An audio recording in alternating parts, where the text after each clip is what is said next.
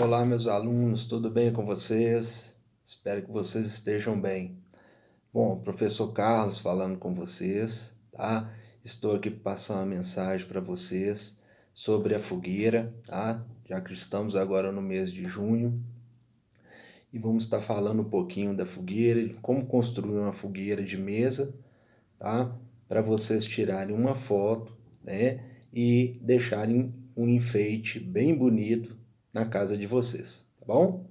Bom, a fogueira, né? Todo mundo sabe que é uma origem europeia e veio para o Brasil através dos jesuítas, né? E assim ela foi se associando às tradições populares, né, do Brasil, né? A tradição é essa como o forró, a quadrilha caipira.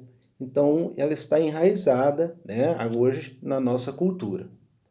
Bom, para fazer uma fogueira decorativa de mesa, o que vocês vão precisar? Tesoura, esse papel celofane, tá? Palito, cola quente e a pistola. E, basicamente, é isso. Vocês deverão estar trabalhando para construir esse material junto com o responsável, tá bom? Vocês não se machucarem. O papel celofane, ele vai servir para estar fazendo a ilusão do fogo. Então, vocês vão colocar, né, o papel sobreposto um ao outro, né, de forma diagonal, né, não é uma forma organizada, tá? Deixá-los juntos.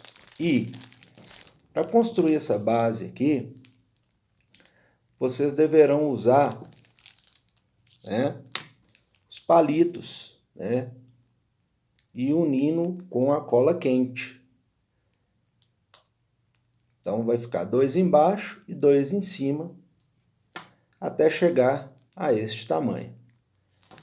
Pega o papel celofane, junta, enfia aqui no meio, aperta bem, abre um pouquinho o papel celofane e aí está feito uma fogueira de mesa. Um forte abraço para vocês, façam atividade física dentro de casa e se cuidem. Um abraço, até logo, tchau, tchau, Deus abençoe.